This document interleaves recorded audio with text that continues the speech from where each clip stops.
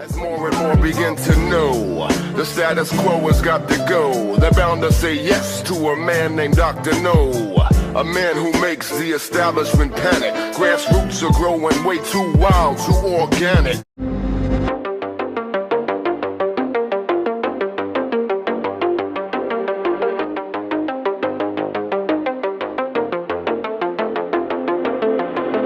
So Bloomberg reported on Wednesday that the U.S. and its allies believe that Iranian retaliation for the Israeli bombing of Iran's consulate in Syria is imminent. Sources told Bloomberg that based on U.S. and Israeli intelligence, Iran or its allies in the region could launch a major missile and drone attack on military and government targets inside Israel in the coming days.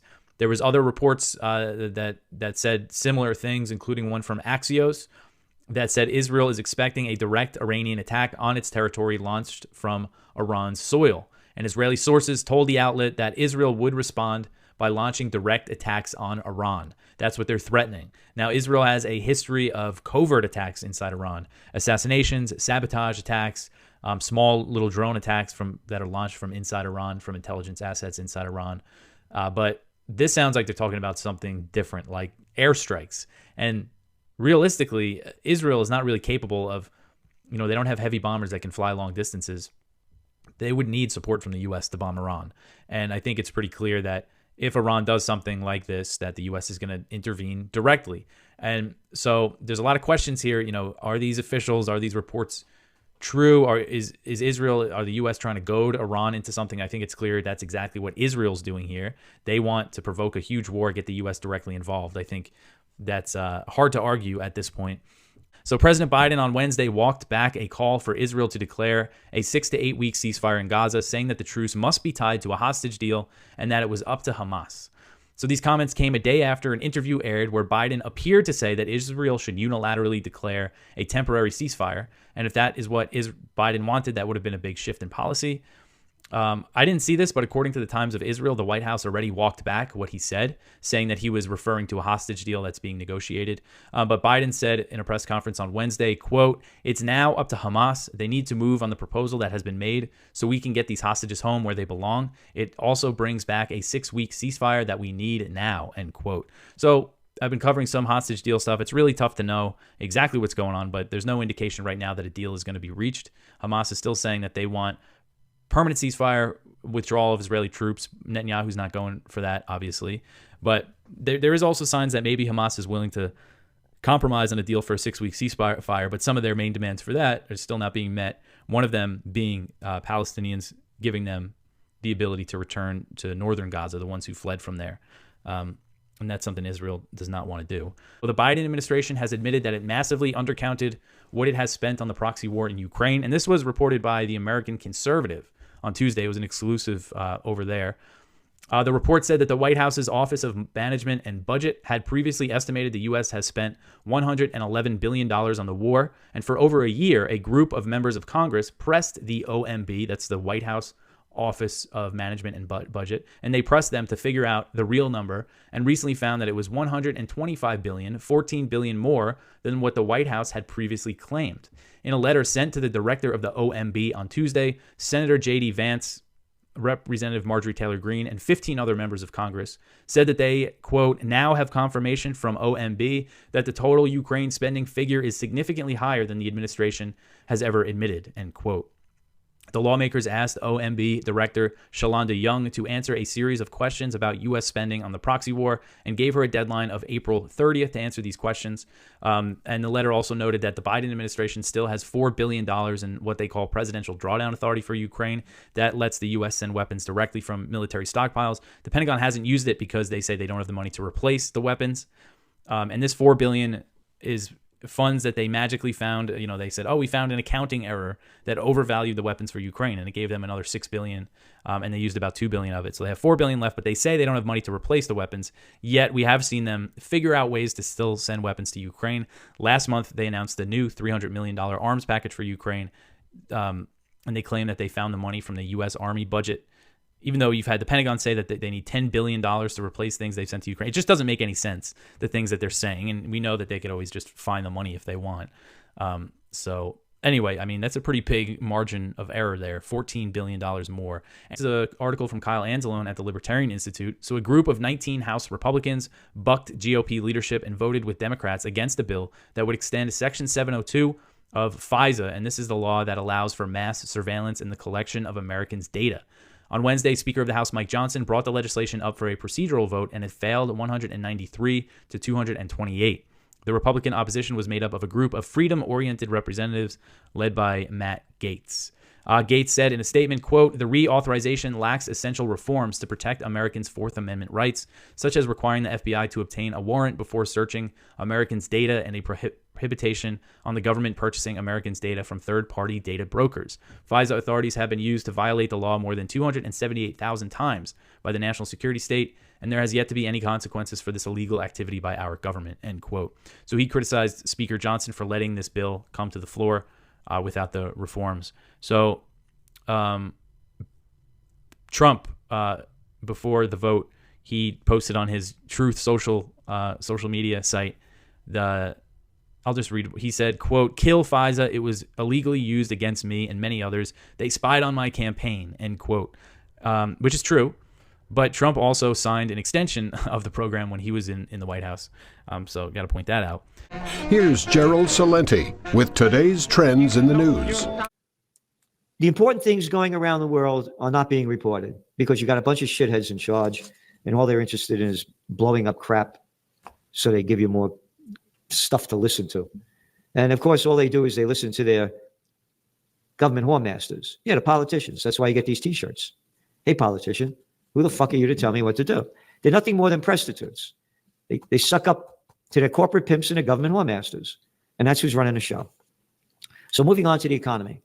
Gold prices, man, it could be $3,000 this year. Remember what I just said. That gold is going up under these conditions is really important. I have not seen a rise in gold. My first buy in gold was in the late 1970s, like $183, $163 an ounce. Yeah. I made almost $500,000 more, about almost $750,000 playing the futures markets in gold and oil when the Iranian conflict was going on. I lost a lot of it, out of my mind, man. But I held on to a lot of it, and that's when I started the Trends Journal.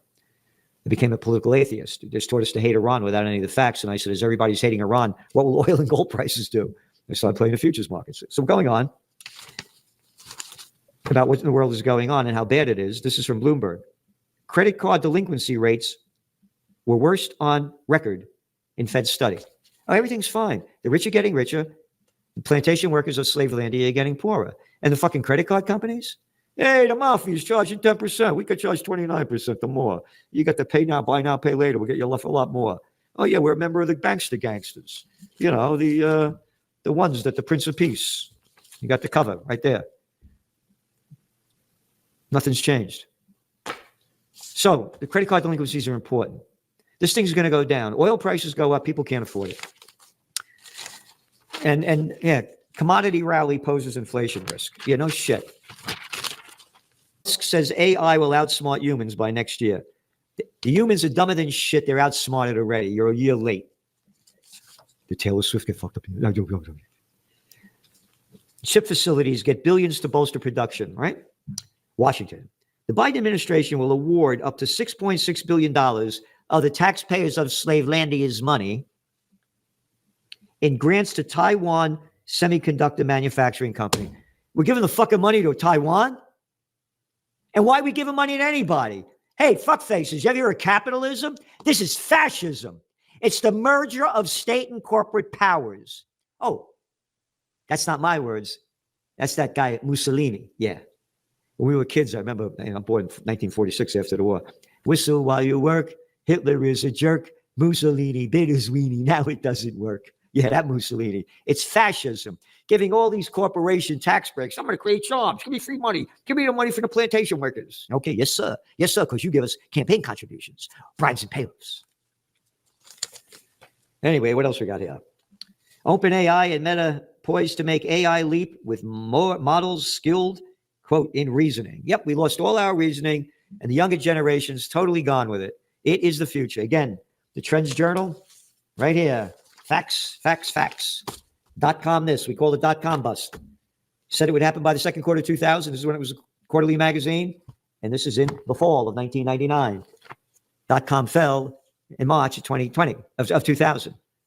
AI is totally different. Trends are born, they grow, they mature, reach old age, and die. This trend has just been born. As much as I hate it, I'm telling every young person out there, every person that wants to be an on-trendpreneur, learn all about it. It's just begun. Big story in today's Wall Street Journal. Again, we warned about this, the office building bust in May of 2000, when they started sending everybody home. You can't go to work, you got to work from home. You ready? The real estate nightmare unfolding in downtown St. Louis. Downtown St. Louis, the fucking nightmares unfolding in downtowns all across the country. And that's going to bring the banking bust, because they're going to be defaults on loans. But you read this story, it's horrible. In Anchors, they go talking about this. The Railway Exchange building was the heart of downtown St. Louis for a century. Every day, local crowds in the sprawling, ornate 21-story office building to go to work, shop at the department store that filled its lower floors, would dine on the famous French onion soup at its restaurant. Today, the building sits empty. It anchors a neighborhood with deserted sidewalks sprinkled with broken glass and tiny pieces of copper left behind by scavengers. Signs suggest visitors should, quote, park in well-lit areas. Isn't that great? As offices sit empty, shops and restaurants close, and abandoned buildings become voids that suck the life out of the street around them. We warned about this for years. Hardly talked about, not a word about what this is going to do to the banks. When there's going to be a banking bust, a banking failure that's going to crash equity markets and drive gold prices much higher. Your daily dose of liberty education starts here. The Tom Woods Show. Whenever any of these public officials post, one of their piles of platitudes, like for example, just the other day, I think it was Secretary of State Blinken posted something about how, in this month of women, this Women's Month or Women's History Month or whatever month it is, it's always something, isn't it? But in this month, and in this particular day, I'm thinking about the women who have served as Secretary of State of the United States and how they've advanced U.S. foreign policy. Then you look in the comments, and there's almost nobody saying, "You're right, Secretary Blinken, we're really proud of these female secretaries of state." The whole comment section is, "Oh, what a relief that now women are in a position to incinerate foreigners for no good reason and carry out our holy and unquestionable bipartisan foreign policy." I mean, it's all cynicism. The entire comment section it is entirely pushing back. There is no Anthony Blinken cheerleading section. It's all people who are fully awake and fully understand what's going on. So it's such an odd situation that there are so many people who don't in any way buy these platitudes, and yet the rest of society acts like this is normal, like Anthony Blinken is somebody to listen to, like the platitudes are meaningful, or Hillary Clinton is somehow admirable. It's weird, and I wish it would somehow resolve itself at some point. Yeah, I don't know. I think that people are unhappy and they complain, and there's the cynicism, as you point out, but nobody is prepared to take a stand on anything, and I'm not really sure why that is. So for example, people will complain about hate crimes or anything that's introduced. They will, but if anybody stands up and says, "Let's get rid of hate crimes, let's abolish it," they all suddenly go quiet. Nobody wants to stand for what they're actually saying is the correct thing to do. And what I think is the reason for that, as far as I can see, is that people feel like taking a stand in some odd way is going too far. Complaining is fine because all we're doing is complaining. But if somebody says, well, actually stand up against this, it feels like it's going too far. And people always want to seem measured and balanced and not extremist. And I think there's just a sense that if you're actually proposing to do anything, that's an extremist position. Well, they don't have to cave, but they do. You've criticized people who have said things like, DEI may be well-intentioned, but it has all these terrible consequences. And you stop them right there at the very beginning and say it is not well-intentioned. No. Now, we used to say in the old days, oh, these are well-intentioned government policies that have unanticipated consequences and whatever, and are unintended consequences. And by the way, I'm sure some policies are invented by dumb people who can't think 3 steps ahead, and they do have unintended consequences. But for the most part, when a policy yields a particular outcome again and again and again, whatever it is, anti-poverty programs give you more poverty, whatever it is, when they yield the same results over and over and over again, I think at that point you have to assume that the intention of the policy is what it does. You have to assume that. It is, of course, it's not unintentional or anything like that, because let's remember these people, there's a small cohort. Okay, a lot of them are just along for the ride, or they're stupid or whatever, but there's a small cohort of committed people. They're socialists, so this is what they want to achieve. They're not achieving it by accident. They did not accidentally transform equal opportunities into equal outcomes because they weren't paying attention. That's exactly what they want to achieve. They're being treated as if they were it somehow went wrong along the way, but that's their actual goal, and they said that's their goal.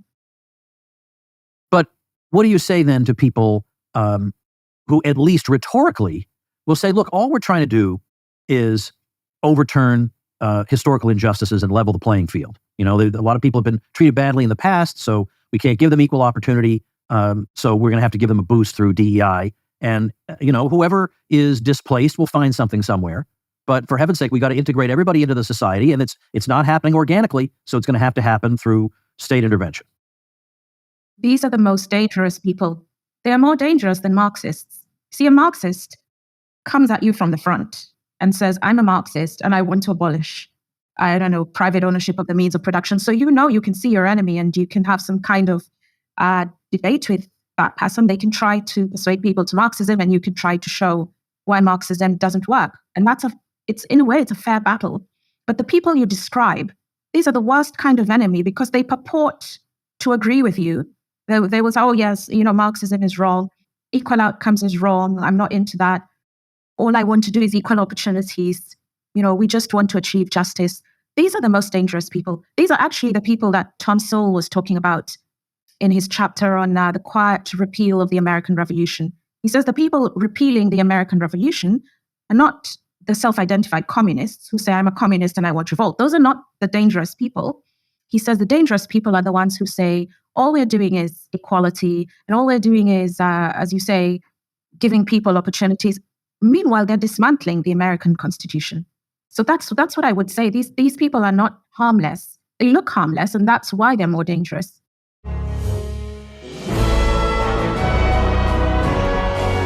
Does need a revamping for sure. All right, let's move on. This is another one about inflation with a little bit different of a twist. But this is submitted by David P. LeVay.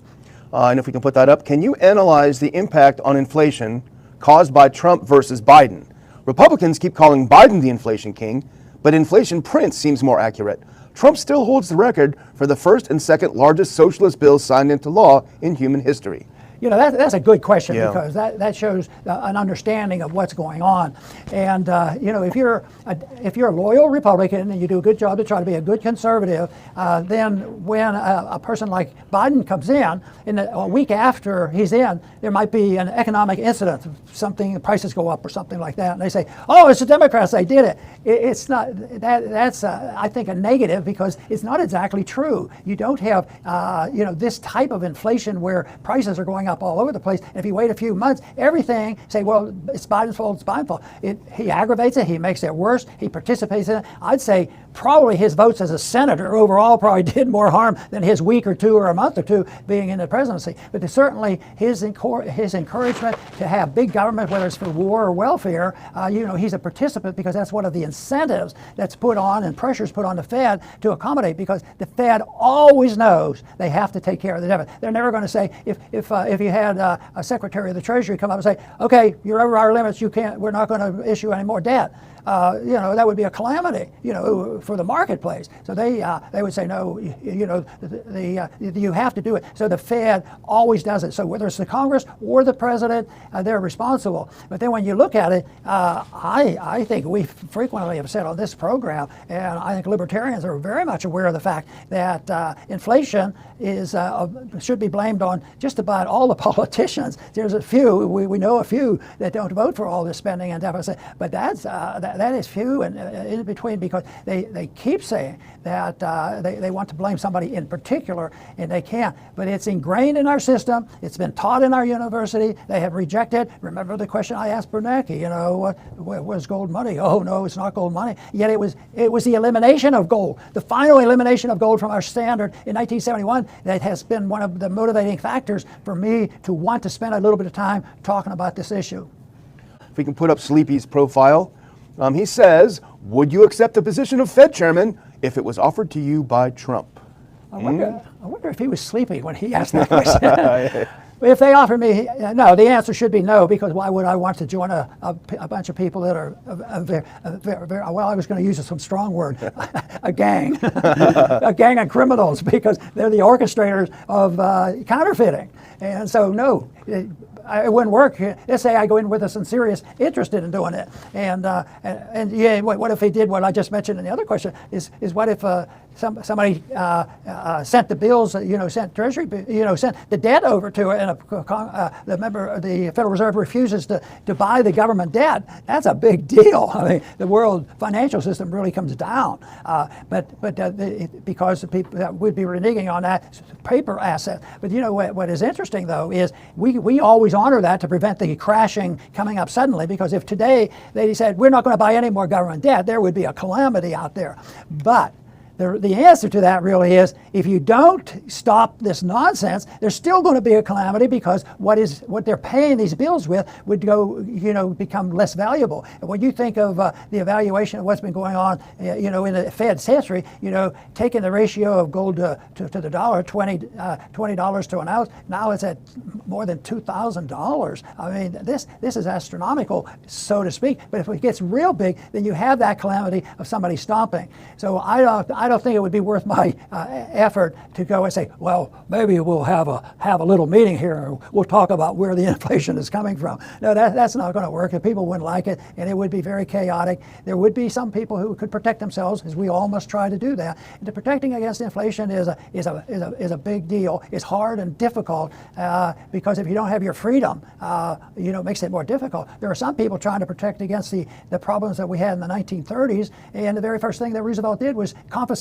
the gold from the people and turn it over to the government, and then they devalued and inflated the currency. So it's one of the reasons why I always go back. You want your freedom to be responsible for yourself and accept that responsibility. At the same time, that you can do what you want, but you have to protect yourself. And if you have trouble, you have to be responsible for that. And that is very difficult. But that's what we have to have, because if you do all the things, we can list 6 or 7 things that people have done to try to protect against the encroachment of government when they try to save a system that's not deserving of being saved. That is like the monetary system, and do whatever you can, because the more they try to save by printing money, the more difficult it's going to be. So that is the reason. So it is going to be the principle of liberty, which includes, of course, once again, a currency which is illegal to counterfeit. The founders actually believed if you were a counterfeit of the government's money, that they were going to issue the death penalty for doing that. They thought the counterfeiting of money was a serious matter, but they didn't point out the Fed back then. They were still arguing about whether we should have a Fed.